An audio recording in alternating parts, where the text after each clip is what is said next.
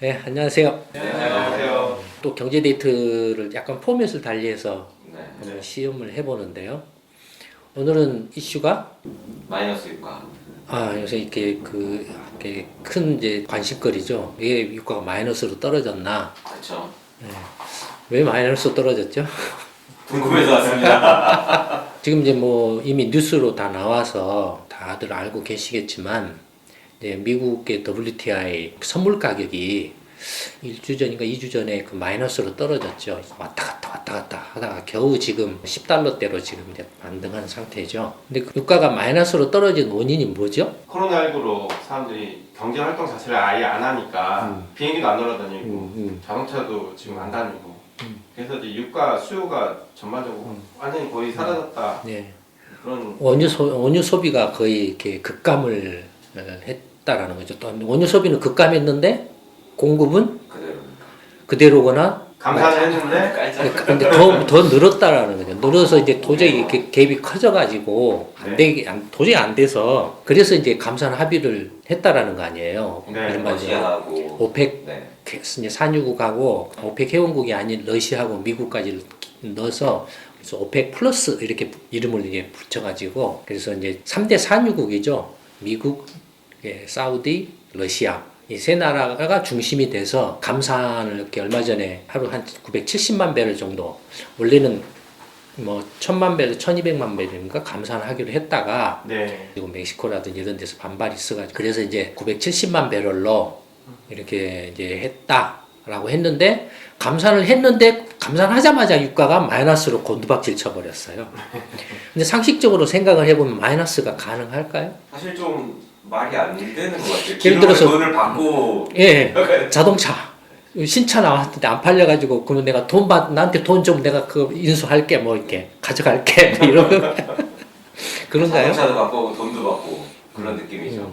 그 유가가 마이너스로 떨어진 게 이게 선물 거래이기 때문에 그래요. 뭐 선물 거래는 이제 뭐 예컨대 만기가 있죠. 선물 거래 만기가 있죠. 뭐 3개월이든 6개월이든 9개월이든 1년이든 만기가 있죠. 그럼 예를 들어서 4월 만기, 5월 만기 그러면 이제 3개월짜리 선물 계약을 하면 배럴당 예를 들어서 네.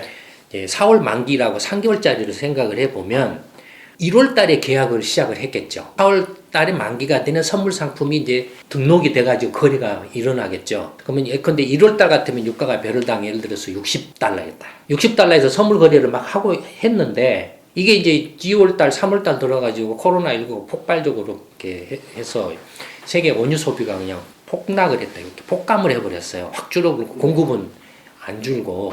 그러면 어떻게 되겠어요, 이제? 유가가 계속 떨어지겠죠? 네. 그러니까 떨어지는데 0 이하로 떨어지지는 않아요. 그렇죠. 상식적으로. 상식적으로. 0 이하로 안 떨어지는데 선물 거래의 경우에는 떨어져요. 왜냐하면 되게 선물 거래를 하는 사람은 누구죠? 투자자들이죠. 물론 이제 그 정유업체, 엑손이라든지 이런 대형 글로벌 메이저라든지 원유업체라든지 큰 대기업들, 원유 수요처라든지 뭐 이런 게 실제 수요자들도 있고 한편으로는 투자자들도 있어요. 원유 선물 투자 펀드 같은 거. 네. 예컨대 옛날에 선박 펀드네 뭐네 이런 것들이 있었잖아요. 네. 원유 같은 것도 이제 부동산 펀드나 원유 펀드나 똑같은 상품 투자 펀드예요. 투자 대상이에요. 그러니까 이제 원유 선물 투자를 한 펀드들이 있어요. 네. 그게 규모가 클 거 아니에요. 그럼 이 투자 펀드들이 실제 실수요자들은 아니에요. 선물 거래를 통해서 시세 차익을 얻으려고 하는 투기적인 이제 시세 차익을 얻는 걸 목적으로 하는 거죠. 이런 펀드들이 원유 선물 거래를 해서 원유를 예를 들어서 이제 샀다 이거예요. 사서 가격이 떨어지든 올라가면은 시세 차익이 나서 이렇게 올라간 시점에서 팔아가지고 이렇게 차익을 남기는 거고 현물하고 이렇게 차이가 난 만큼만 정산하고 예를 들어서 이제 선물 60달러로 딱 고정시켜 놨는데 지금 이 현물 가격이 10달러로 떨어졌다. 그럼 10달러 떨어졌음에도 불구하고 1월 달에 60달러로 딱 고정시켜 계약을 맺어놨기 때문에 60달러에 팔 수 있어요. 그 계약에 의해서. 그럼 50달러만큼의 이익이 생기잖아요. 그러면 이 선물 거래의 경우에는 원유 현물을 이렇게 사고 주고받는 게 아니고 그 차액만을 정산을 해요. 그런데 1월달에 60달러 했던 게 지금 10달러로 떨어져 버렸어요. 그러면 반대로 60달러에 사겠다고 한 사람은 어떻게 될 것 같아요? 폭망이죠. 근데 이 사람들은 그러면 60달러에 사겠다고 10달러에 팔려고 해도 10달러에 팔리냐 이거예요. 4월 만기에 도래할 때 안 팔려요. 안 팔린 상태에서 만기고 와버리면 어떻게 되죠? 사용만큼을 정산해. 정산이 안 돼요. 정산이 안 되니까 현물을 인수를 해야 돼요. 원유를 받아야 돼요. 만약에 원유를 받게 되면 뭐가 문제가 됩니까? 보관 장소가 문제가 돼요. 저장 탱크가 문제가 돼요. 펀드들이 선물계 거래를 했는데 코로나19로 이렇게 폭락할 줄은 상상을 못했다 이거예요. 그러다 보니까 폭락을 해가지고 이제 이게 유가가 올라갈 거라고 하고 생각을 하고 산유국이나 이런 데서 선물 거래로 막 샀다 이거예요. 뭐 사우디라든지 뭐 미국 쉘 오일 업자라든지 러시아라든지 이런 이렇게 원유 생산업자들이 있을 거 아니에요. 그럼 막 선물로 샀다 이거예요. 샀는데 폭락을 해버리니까 팔 수도 없고 이제 만기가 이렇게 해서 이렇게 선물이 이제 소멸을 해버리면 이제 만기된 시점에서 현물을 인수를 해야 되는데 인수를 하려면 이제 탱크를 유조선에서 현물을 받아가지고 자 유조선 비용도 들어가지 그다음에 이제 저장 비용도 들어가죠. 이게 언제 팔릴 처분 될지도 모르죠. 그러니까 그런 저런 비용을 생각을 해볼 때 마이너스라도 파는 게 손해가 덜 난다라는 거예요. 내가 돈 더 줄 테니까 가져가 네가. 이해돼? 실사용자들한테는 더 저렴할 수 있겠네요 오히려 그 비용들이 안 들어가니까. 그렇죠. 그러니까 근데 그런 부분은 굉장히 극소수예요. 그러니까 마이너스로 떨어졌다라는 게 전체 예를 들어서 원유 선물 거래를 100이라고 치면 뭐 4월 만기 중에 뭐 이렇게 극히 일부 뭐 한 2-3% 정도. 네네네네. 예. 이게 이제 마지막에 물려가지고 도망치지도 못하고 걸려가지고 한 정도예요. 상징적이죠. 아마 전체 가격이 그렇게 된 건 아니네요. 예. 그러니까 그 전에 계속 손절하고 나가버리죠. 못 나가고 걸린 게 이제 막판에 물려가지고 그렇게라도 이제 이렇게 마이너스라도 내가 돈 줄 테니까 내 거 가져가. 그게 손해가 덜 난다. 이게 선물 거래이기 때문에 마이너스 가격이 이런 그 메커니즘에서 가능하다 이거예요. 이해되세요? 예. 4월 만기짜리 선물도 마이너스였고 5월 만기짜리 선물도 마이너스를 좀 기록을 했고 그러다가 다시 지금 한 10달러 정도대로 좀 올라왔죠. 그러니까 코로나가 원수죠. 코로나19가 원수죠. 유가가 올라갈 거라고 다들 이렇게 매입 선물 계약을 했다가 다 물려버린 거지 전부 다. 눈물을 머금고 마이너스로 이렇게 파는 그런 경우죠. 근데 지금 이렇게 원유 이제 시장이 어떤 상황인지가 이제 궁금하잖아요. 이런 선물 거래가 폭락하는 상황이 왜 발생했는지 제가 방금 이야기한 것처럼 코로나19 때문에 원유 소비가 급감을 해가지고 그랬잖아요. 네. 세계 그 하루 원유 생산량이 얼마인 줄 아세요? 생산 소비량이 얼마인 줄 아세요? 세계 원유 생산량 소비량이 하루 생산량 거의 생산량이 소비량이 비슷해요. 거의 1억 배럴을 넘었어요 지금. 1억 배럴이면 어느 정도냐? 전혀 없습니다. 배럴에 대한 마음이 없어서. 원 배럴이 드럼통 하나잖아요. 초대형 유조선 있잖아요. VLCC라는 게 한 30만 톤 정도 되는 거. 그 초대형 그 유조선 VLCC가 어느 정도인지 아세요? 축구장 한 6-7개? 그게 한 180만 배럴이에요. 한 척에. 그러니까 180만 배럴이 계산해주고 200만 배럴이라고 치면 1억 배럴이면 몇 척에 해당한다요? 200만 배럴이 1억 배럴이면 50척이네요. 네, 50척에 해당하죠. 그러니까 하루 3개, 그러니까 한 55척 정도? 네, 그렇죠. 예, 전 세계가 하루에 생산하고 소비하는 원유량이 그 초대형 유조선 한 50척에서 55척 정도 될 정도예요. 하루 매일. 어마어마하죠. 지난번에 그 오펙 플러스에서 한 1000만 배럴, 970만 배럴 하루 네. 감산하자라고 했을 때 예를 들어 계산하기 좋게 1000만 배럴로 치면 그 초대형 유조선 한 180만 배럴이니까 200만이라고 하면 5대죠. 네, 5척 정도 해서 6척 정도 네. 5-6척 정도를 감산한다라는 거예요. 근데 이제 구체적으로 이제 이제 원유 시장에서 이렇게 공급 과잉이 얼마나 되는가 감이 없죠.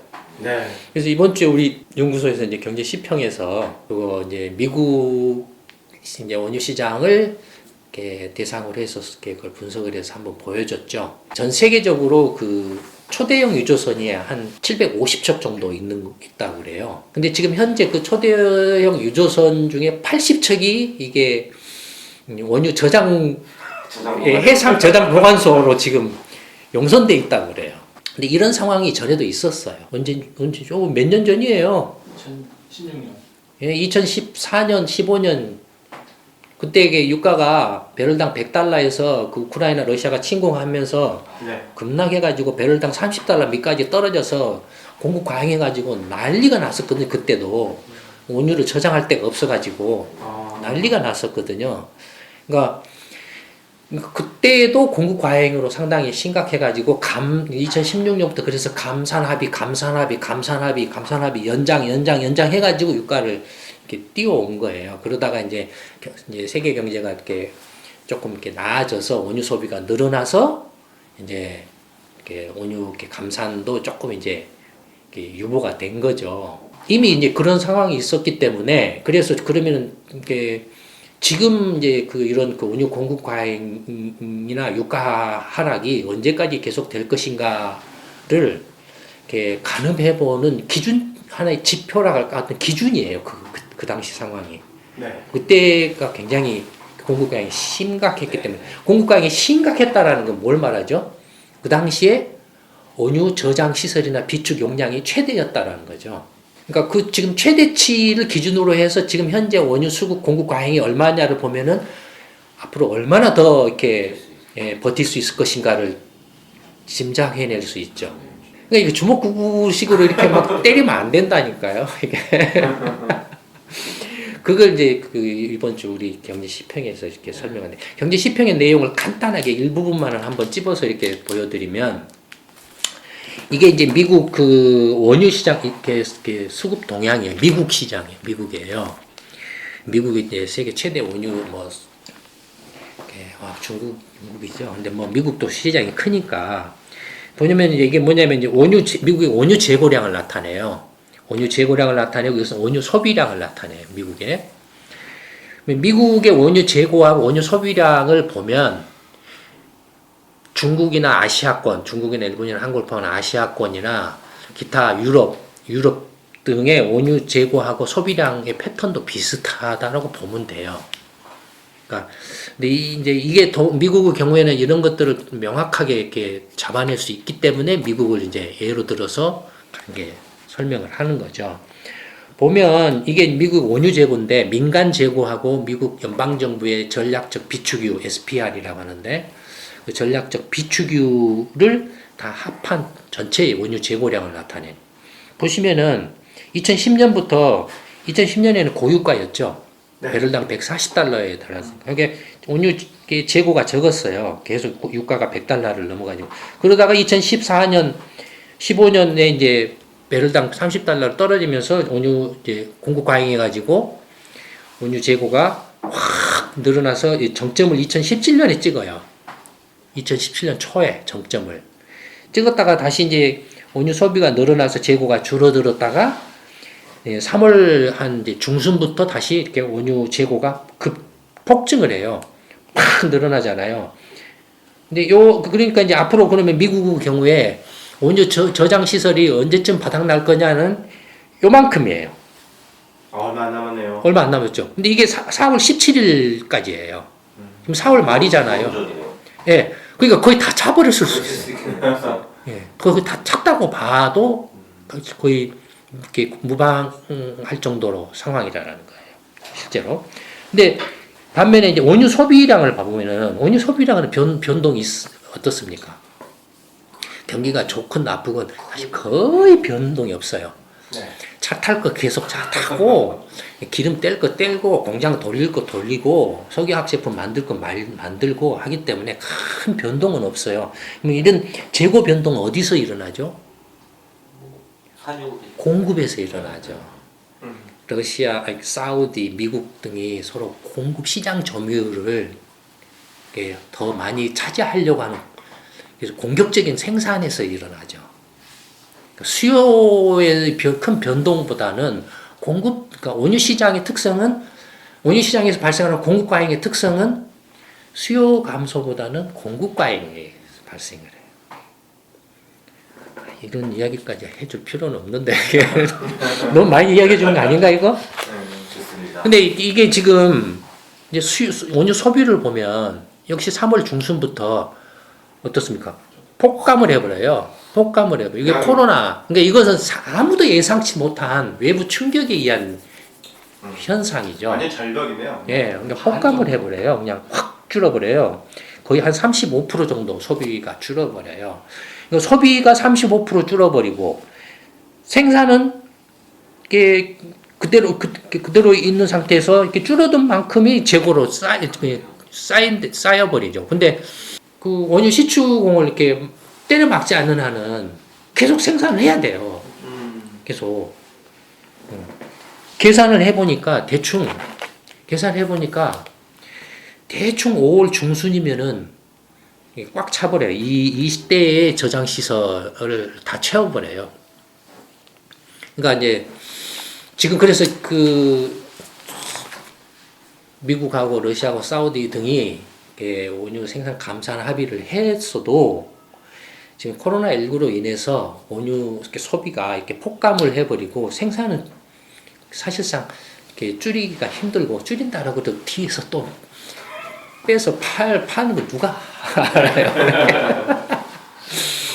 어차피 저장 비용보다도 그냥 싸게 파는 게 더 비용이 적게 먹겠다고 손해가 덜 난다고 생각하면은 또 그다음에 어쨌든 간에 지금 이 어려운 시기에 내가 시장이라도 좀 더 많이 확보를 해두면 나중에 더 유리하다라고 생각할 수도 있으니까. 근데 어쨌든 간에 그런 이제 지금 상황이라는 거예요.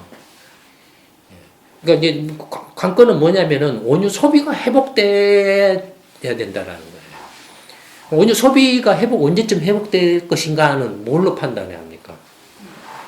경제가 다시 코로나19가 언제 그렇죠. 이제 끝나느냐에 달려 있는 거예요. 그러니까 코로나19가 언제 끝날 것인가, 아니면은 코로나19로 뭐 죽을 때 죽더라도 굶어서 죽느니 차라리 이래준 저래준 마찬가지니까 뭐 우리 다시 이렇게 경제 그 활동 재개를 이렇게 해야 돼라고 이렇게 하는 순간에 이제 원유 그 공급 과잉이 그래도 조금 해소되죠. 그럼 그게 언제쯤일지는 하여튼 코로나19가 언제 종식될 것인가, 아니면은 언제 미국이나 유럽이나 중국이나 이런 나라들이 경제 재개한다고 질러댈 것인가, 거기에 달려 있는 거예요. 네, 오늘은 이렇게 이제 국제 유가가 마이너스로 떨어진 배경과 이렇게 이치에 대해서 간단하게 말씀을 드렸고, 그다음에 앞으로 국제 유가가 언제쯤 또 반등할 것인가에 대해서도 이렇게 정리를 좀 해봤습니다. 네, 오늘 말씀은 이걸로 마치도록 하겠습니다.